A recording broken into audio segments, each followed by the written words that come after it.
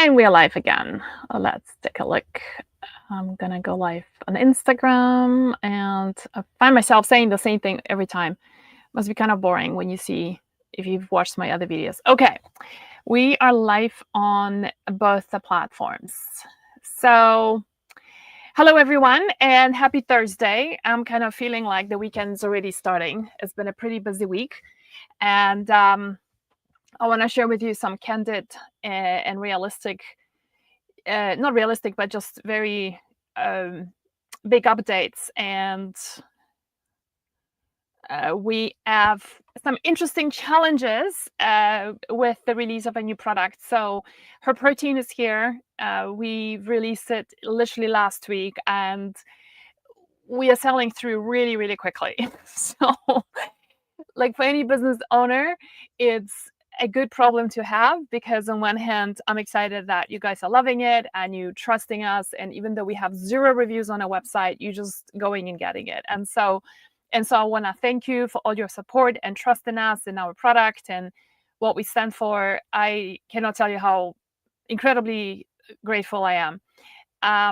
With that, I just want to let you know we probably gonna sell out in the next week or so. And so we are going to, I literally asked my team to stop all the ads. We are gonna not send anything to Amazon. We're just gonna try to serve our community here, because that's my priority. I feel most connected to you guys. I don't know who are people on Amazon. Some of you sure you shop on Amazon, but we don't have the same relationship with our community as we do have here. So it's an interesting problem to have, right? Because when you launch a new product, for those of you who run your own businesses, you can probably relate to this.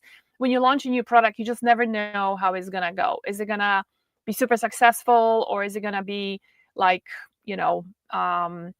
is it gonna be I think it's gonna be great, but then in reality it's not that great, right? So it turns out that her protein is really successful, and you guys really love it and love the concept of it, and you like what we've been saying and why. And I will talk a little bit today about why I decided to formulate her protein without pea protein or whey protein. And I welcome your questions about it too.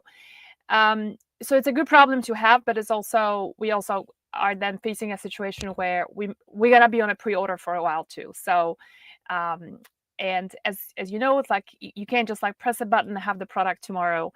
We need, the lead time is typically 6 weeks, and so we're trying to talk to our talking to our manufacturer to see whether we can shorten the process and not do 6 weeks, but do something a little bit shorter. And for those of you who wonder where I am, maybe you're not super familiar with our brand and with me as a person, I'm in my camper van. I'm in Mexico. This is gonna be my last week in this place, and then I'm gonna beginning my trip back to the United States to enjoy the summer in the States. And I do that because I don't love the winters, and and I love Mexico. I love the warmth, but also the dryness of Mexico. So that's like my body just really thrives in that kind of environment. And I love Colorado for like 2 months winter, but not when it goes on for 6, sometimes 7 months. It's just not what I enjoy. So, all right, let's talk about, I welcome your questions, and just let me know how I can support you. What questions do you have about her protein? So let me talk a little bit first about why I formulated her protein with a beef isolate, and the story, like a short story behind it. I always find it really interesting when there's actual personal story of a product behind something, right? Because that's exactly what happened. So when I started camper van life, I really did not think that I was gonna be wanting to do protein powders, because it's just never been on my radar. And then when I started doing this lifestyle, for those of you who've ever been done like RV life, or just generally, maybe I wouldn't call this camping, but because this is like far more luxurious than camping. But if you've done like RV life and such, you know that what happens is like you just have all these things to take care of. Like, where am I gonna get my water from? What about food? And where is it gonna be?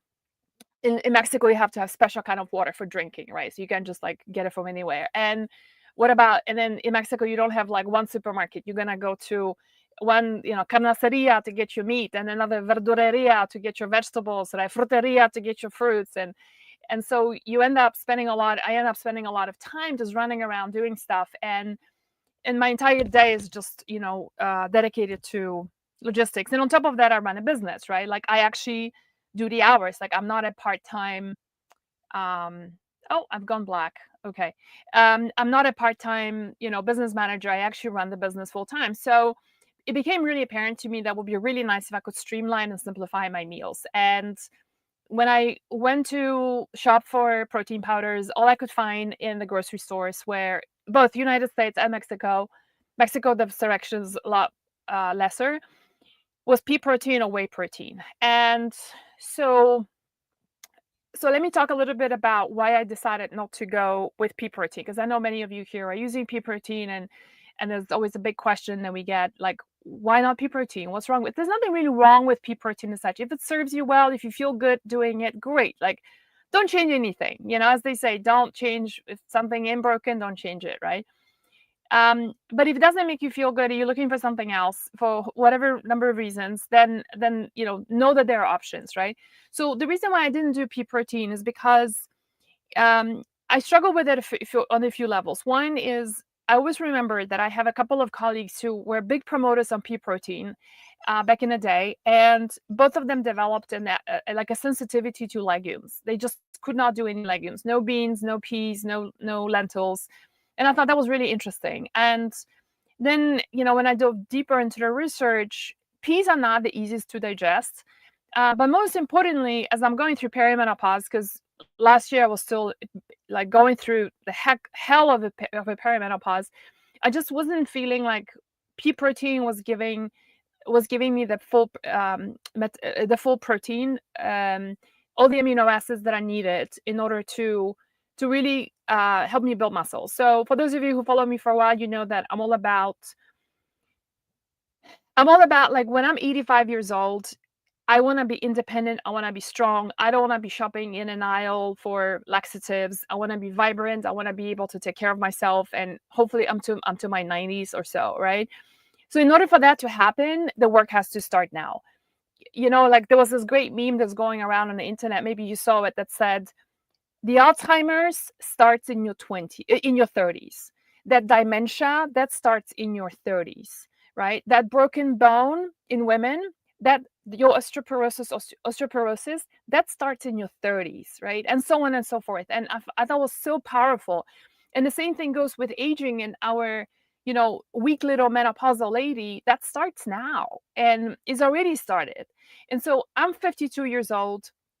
And I want to be strong. I want to be independent. I want to be having a great digestion. I want to have strong muscles that carry me and have the vitality that it's possible to have. It's just that we kind of surrender to the whole idea that we are aging, we are older, and hence that we're going to be like shriveled little ladies, with broken hips and being incontinent. Oops, I can't laugh when I'm standing because I'm going to pee myself. God forbid I'm going to go get on the rebounder because I'm going to pee myself, right? All of that is completely reversible. It's completely manageable. And I don't want to be that person. I want to be that person who can rebound until I'm 70 and 80 and hopefully early 90s and feel good doing it. So this is the reason why this whole thing about protein and watching my protein and realizing I'm actually eating a lot less protein than what I should be, created the need for protein powder. So it's the combination of perimenopause. I'm living a Camp Ven life. I want to simplify my meals. I don't want to cook 3 times a day.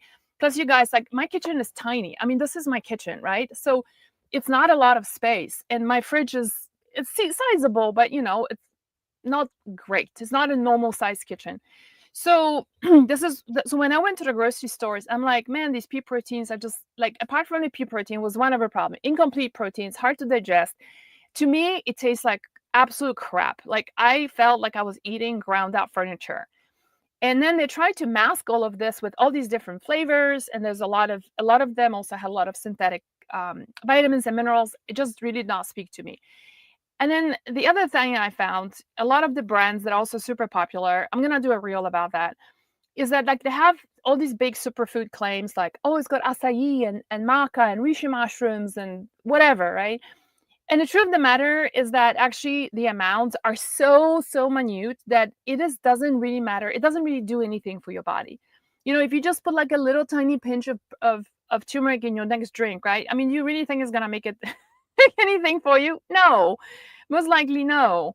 And so they lead with all these claims of like, this contains reishi mushrooms and turmeric and this and that, and when you look at the label, right, and that's what the reel is going to be about. When you look at the label, the first thing is that comes out is it's pea protein, rice protein, and then some other fillers, right? And it's like long, and just down you got like 40 ingredients, and only down at the bottom they put their acai and reishi and whatever. Like, really? So I don't want to be that brand. That's why we formulated her protein with 5 ingredients only. And if you want to get, you could be getting all your other nutrients from real food. This is the reason why the back of the bag, by the way, I forgot to bring the bag. So let me just go and grab the bag. At the back of the bag, there is a QR code. There's a QR code that enables you that you can get your recipes from. So we created recipes that are like low sugar. There's actually a couple of them have no sugar at all. They're using only vegetables. And then I'm going to release a reel hopefully tomorrow I created one here actually using cucumber mint, and with a little bit of avocado, lots of lime, a bit of salt. It's just amazing. And it's like, if you're doing keto or you're doing no sugar, that's a perfect recipe to have. And it's still very flavorful and it tastes amazing. So yeah, so that's it. My whole rant about pea protein, and that way, when you with her protein, I just avoided all that noise around the protein, and you get all your other nutrients other than the protein. You get the nutrients from great smoothies, right? So you use those. Actually, the document on the PDF with the recipes has gives you a lot of superfood ideas, sprouts, a lot of herbs, fresh herbs, flaxseed, pumpkin seeds, sunflower seeds, maca, matcha. There's a long pomegranates are just amazing for women going through perimenopause. And so put significant amounts of that food into your smoothie. And that's when you get the power of nutrition, the power of healing from your smoothie, rather than be depending on bullshit little ingredients that are there that doesn't do anything for you. So that's my my rationale of why not using pea protein. So the other often asked questions is why, hey Magdalena, so why did you choose not to do whey protein? And so that was something that I actually, when I first started Camp Event Life, I was using whey protein because I felt like it was a better option than pea protein. And whey protein has got 2 great benefits. One is that it tastes darn good. And number 2 is that it's complete protein. So if you can tolerate whey, you can tolerate dairy, good for you. No need to change anything. If you want to support us, of course, I welcome that. But if you have your favorite brand and you just want to you don't want to switch, then that's perfectly fine. I'll just alert you to one thing, and that is make sure that you trust or you get a COA, it's called Certificate of Analysis, from your manufacturer, stating that the product is actually grass-fed, grass-finished. That's something that I have found frustrating, both in the US, where I don't really trust the manufacturers, and in Mexico here, there was not even an option. They don't even talk about, Mexico is 10 years behind the US, right? So maybe even more. So they don't really get the concept of grass-fed here. And so, it's not even on the labels. I don't really know what I was drinking.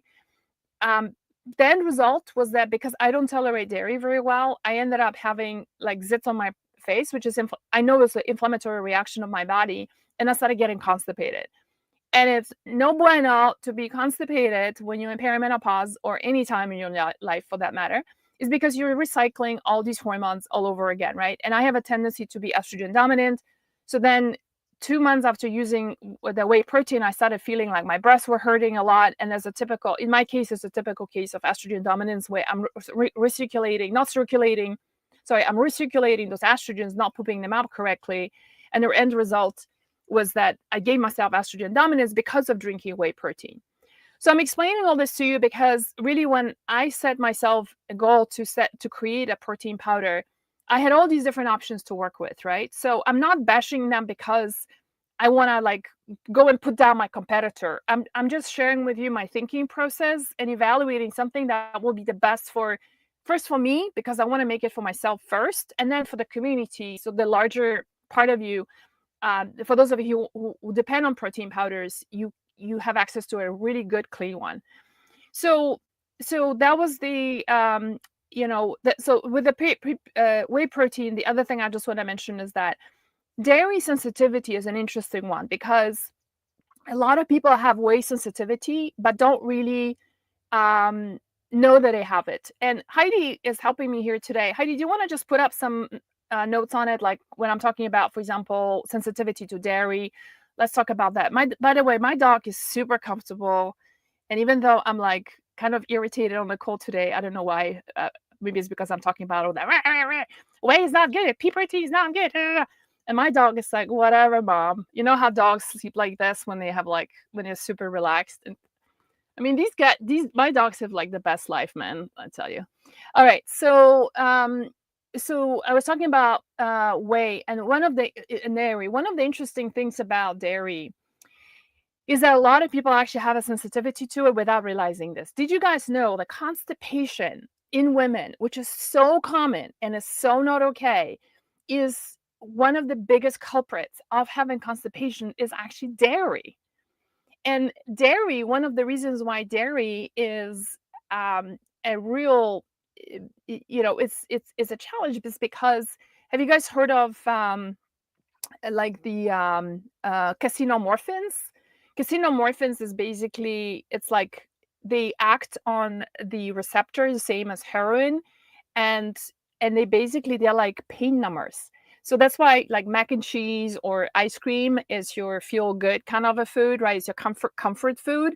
And like, and not a bag of, say, carrots, right? Because it's not going to give you the same numbing effect. And so dairy is a fascinating compound where a lot of the time we actually use it to soothe ourselves.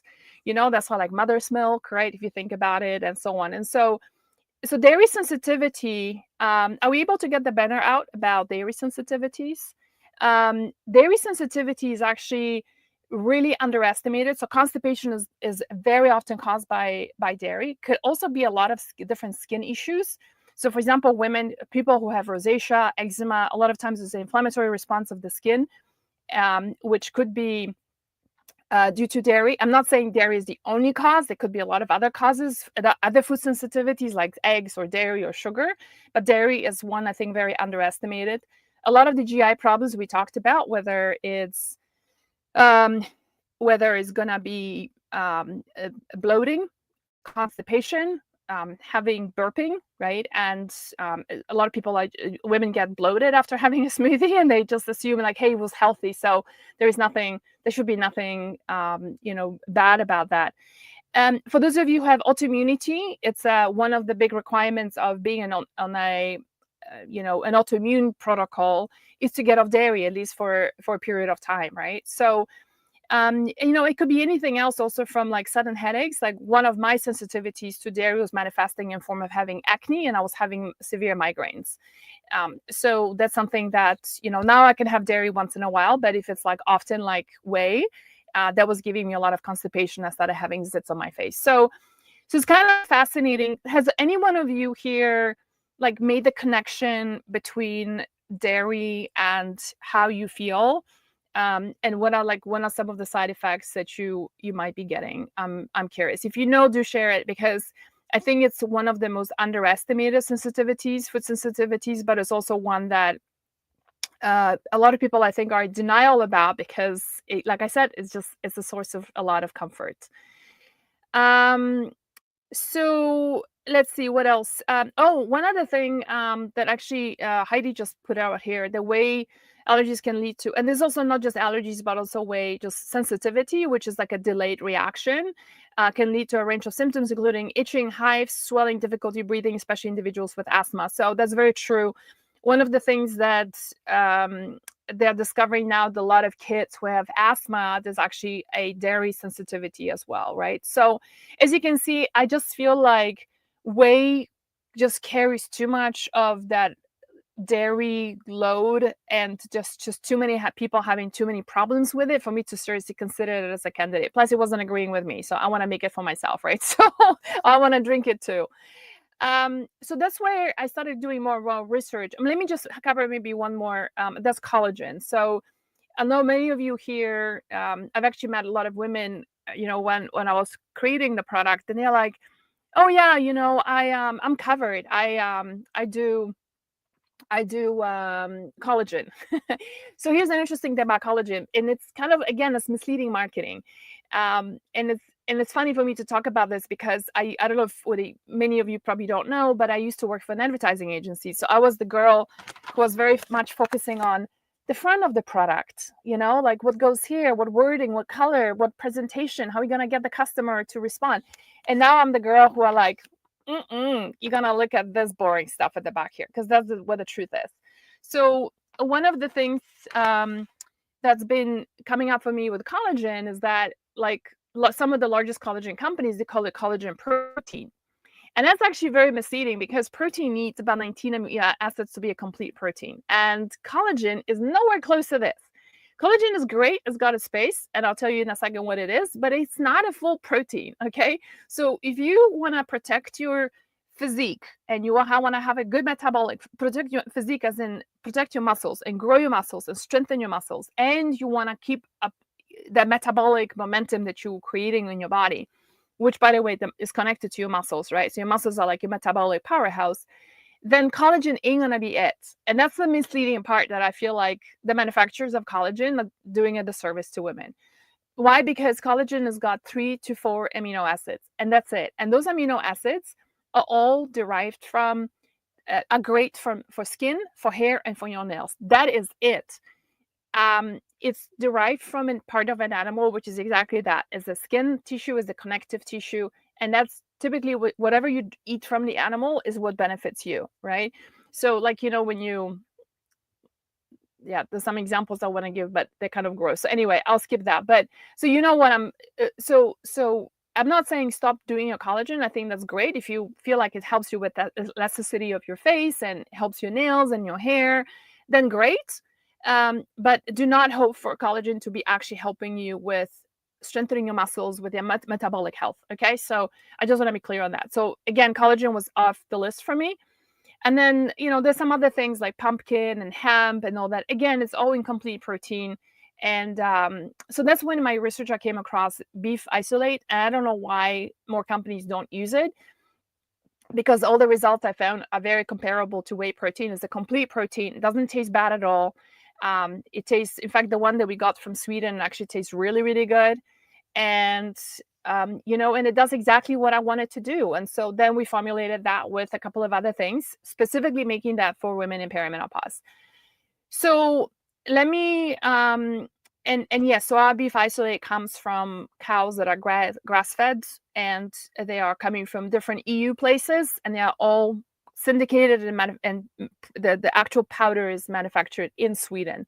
And if you've been to Sweden or any Scandinavian countries, you know that they have like a civic responsibility for being clean, sustainable, honest, and I'm just really happy and proud that we found a supplier from there. So that's the backstory. And then as I started formulating the product, we added inositol and creatine. Creatine, many of you already know about that. 5 grams of creatine can really give you incredible benefits if you work out with your muscle strength, right? So that's the cool thing about that.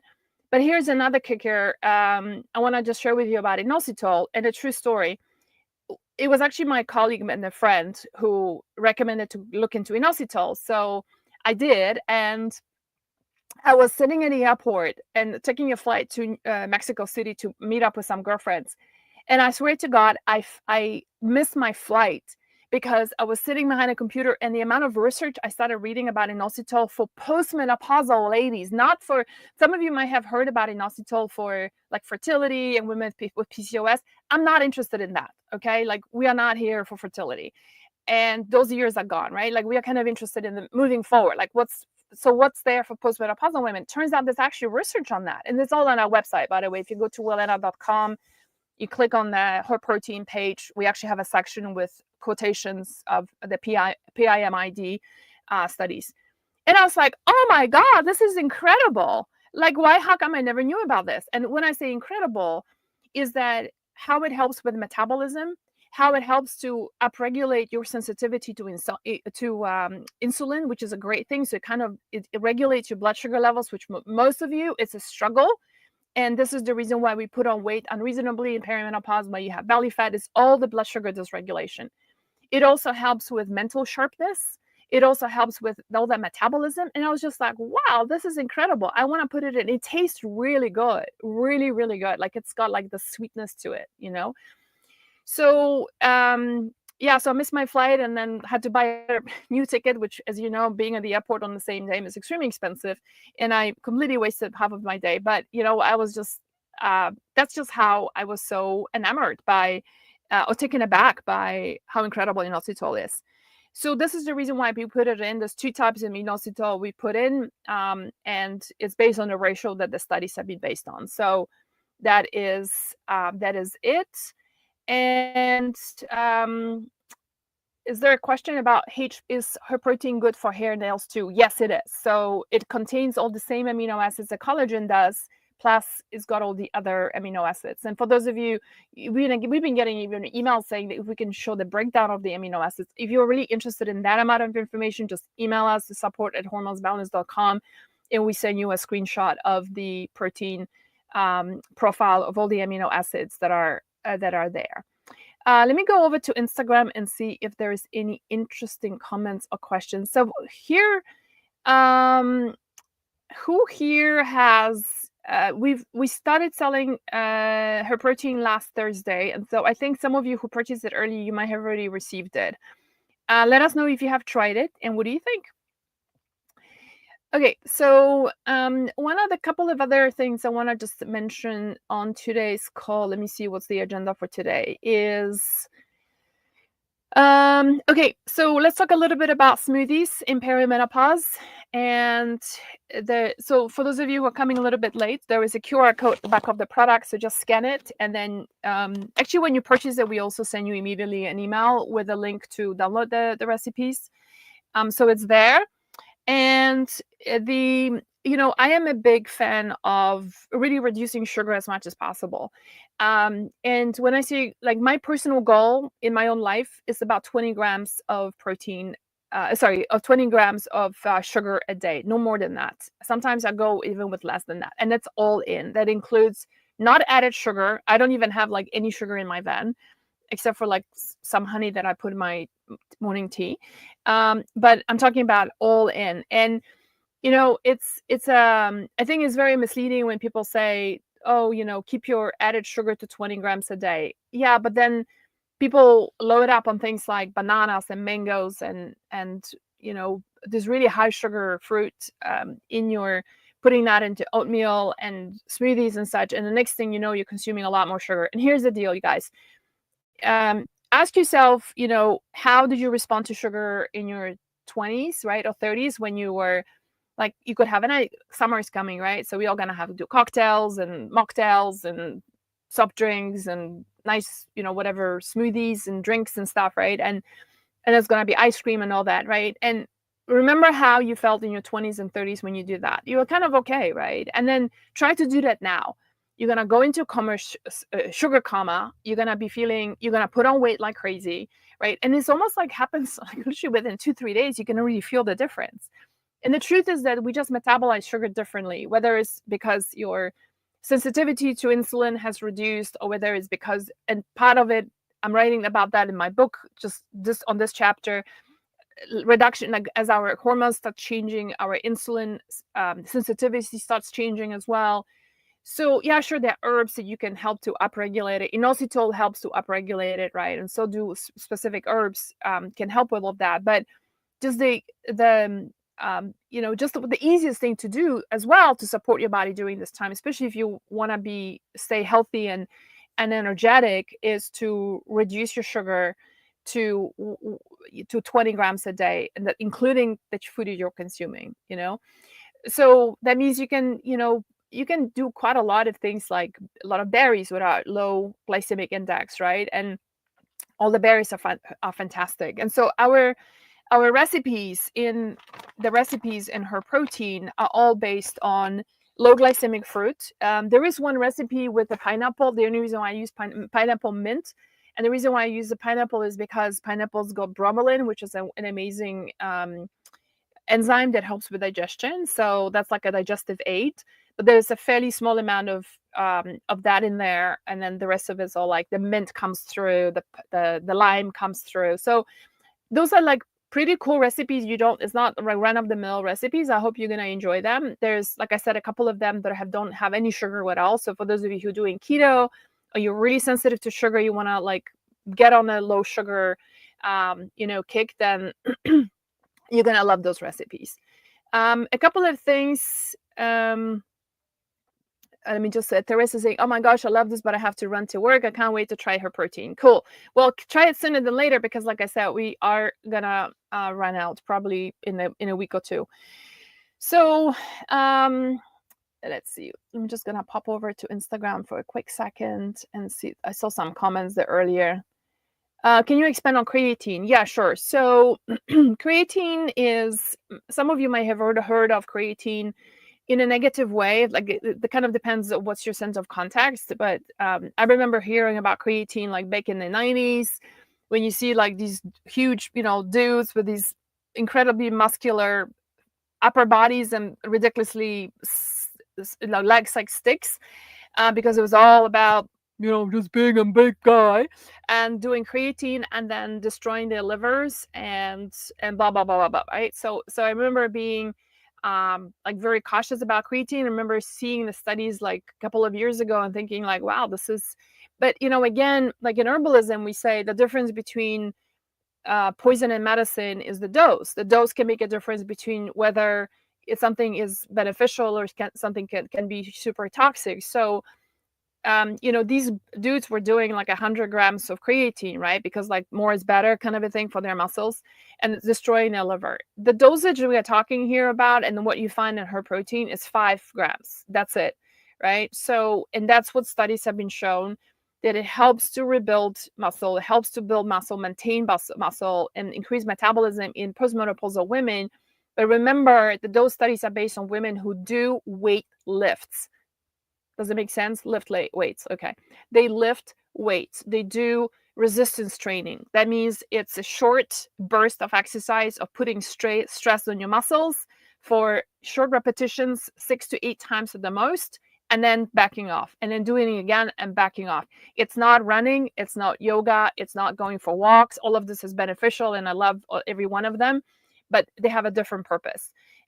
So if you talk about creatine working for you, that has to be done in conjunction with some kind of resistance training. If you haven't started resistance, let me do a little poll here. Who here, just drop a yes, who here is doing some level of resistance training? That means you're working with a trainer, or you go to the gym, you do some lifting of weights, or you have a gym set up in your home. I have one outside of my van. I actually travel with adjustable dumbbells. Or you do bands. Bands are actually a great starting point to start building your strength. And it's so inexpensive. It costs you like $30 to get a couple of bands and start working out. And there's a ton of YouTube videos just to get you started, so you kind of like start building up your strength. For those of you who you have moved your body before, exercise, anything that you start at the beginning is hard and is unpleasant. And when you start lifting weights, is the same thing. It's like, oh my God, my legs are hurting. Like, so always remember, like, if you haven't done it for a while, you've never done this before, you've got to start really slow. Do not compare yourself to anyone. A lot of times I put up those videos about my workout. People are like, how much are you lifting? I'm like, that's none of your business. That's not for you, because don't compare yourself to me. And I've been doing this for like, I've been weight training now for like good 2 years, right? So, and it could be that you could do better than me. And so you're going to listen to your body. That's what's really, really important in this. So that's when creatine really, really helps. And those studies are specifically based on women in postmenopause. We've also attached those studies, the PMID studies, with the results of the study. The concise version of it is on the website, on Her Protein's website.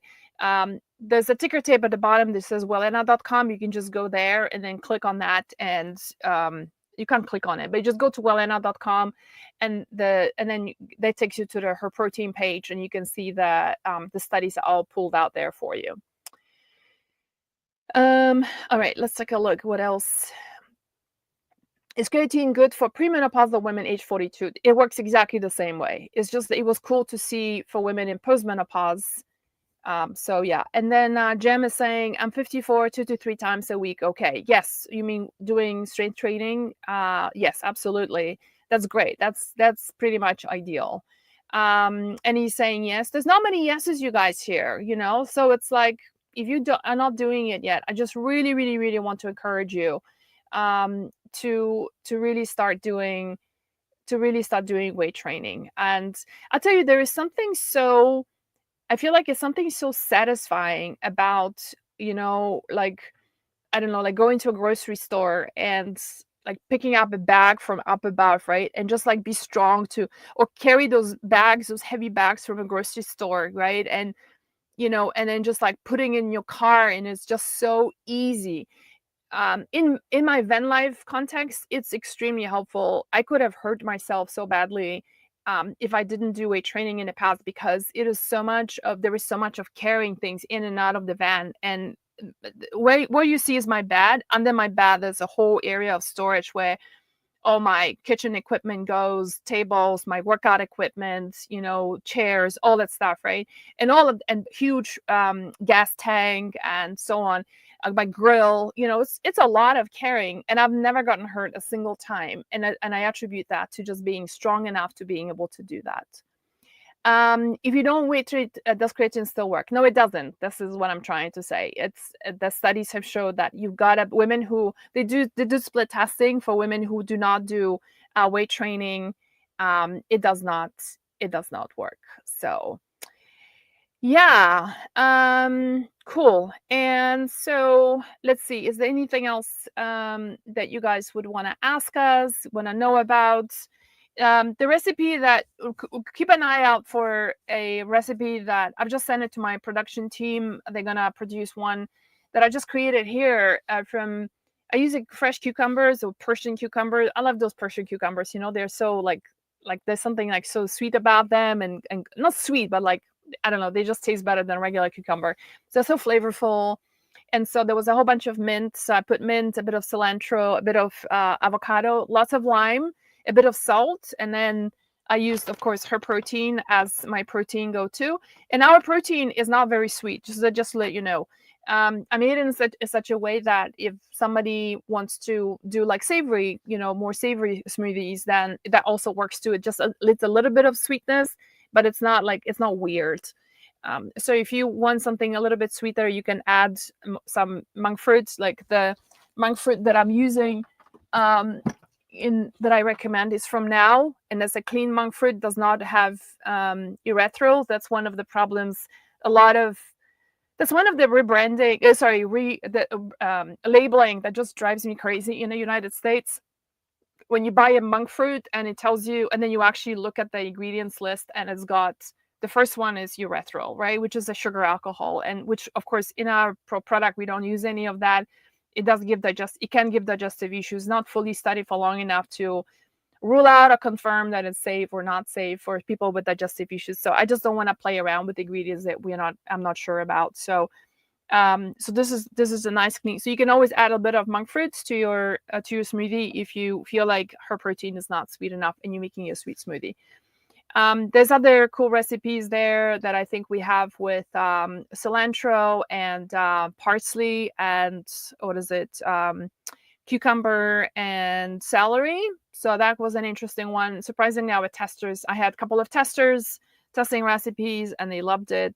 So I know it's a bit of a strange combination, but I feel like in perimenopause, we want to be creative in trying to avoid sugar and reduce the sugar. And maybe I'd rather keep my sugar, brownie points for, like, maybe I want to have a piece of chocolate at night rather than be doing a sweet smoothie, So the other thing I've noticed also, and I'm curious if anyone of you have noticed that about yourself, is that when I start off the day with anything sugary, even like do a smoothie that is sweet, I crave sugar further down the road in the day. Has anyone here noticed that?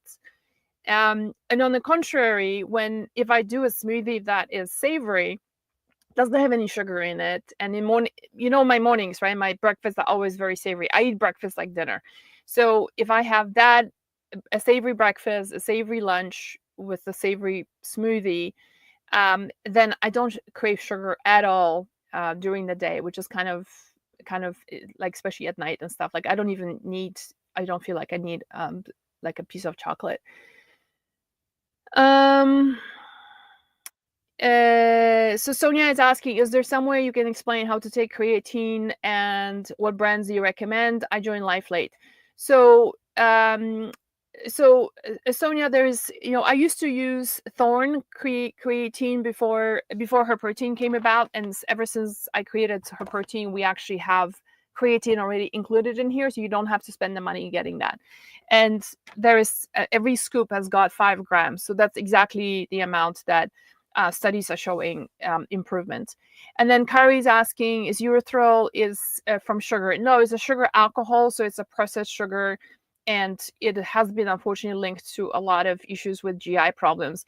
Erythritol, I think, is not as bad as other ones, like the ones that, especially for those of you who are familiar with FODMAPs, if you like get super bloated from things like garlic, onions, you might also notice that other things like mannitol, I think,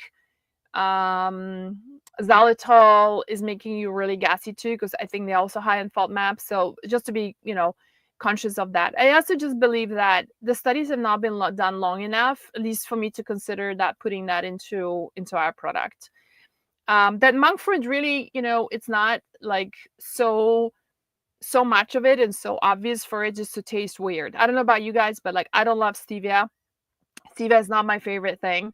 And so, like I always feel like it's like a weird aftertaste to it. I don't love products with stevia. That's why we didn't choose stevia. The monk fruit that we managed to find, which is an organic monk fruit, is actually really tastes really good. So I'll do one more last question. Do you recommend fasting or restricting periods of meal? I do, if you can do it. Everyone is different. So one thing you might have, there's a great book about this if you're into fasting, Fast Like a Girl. And that's an amazing book that just talks about how to do it correctly. Women are different. I can't tell you how many women try to do, like the dude's kind of a thing of coffee with milk, with butter in the morning. Don't eat anything. Go and do a hard workout. Only then eat like 11, 12 a.m. p.m. Sorry, 11 a.m. or 12 p.m. And feel absolutely horrible. And I'm one of them. So there's really a different way of doing it, and it's not for everyone. If you're going through a very stressful time in your life, this is not a time to fast. For some women, it can really spike up our cortisol levels, and for other women, it can be hugely anti-inflammatory, hugely supportive to the immune system. So, as always, we are always very bio-individual, right? And it's really important to honor that. So, like I mentioned about stevia, I don't love stevia. I feel like it's got a pretty awful aftertaste, and that's the reason why we chose to go with monk fruit in our product. Cool. Okay, you guys. Well, thank you for staying here with me and listening for 45 minutes to my updates on protein powders. I never thought I could talk about a protein powder for 45 minutes. If somebody told me that a year ago, then that I would be talking about a protein powder for 45 minutes, I would say you're completely mad. But then, you just never know how life takes you. Carrie's asking, we'll link to the protein powder. Hey, Carrie, just go on our link in our bio link, and it's right there. Or you just go to wellena.com.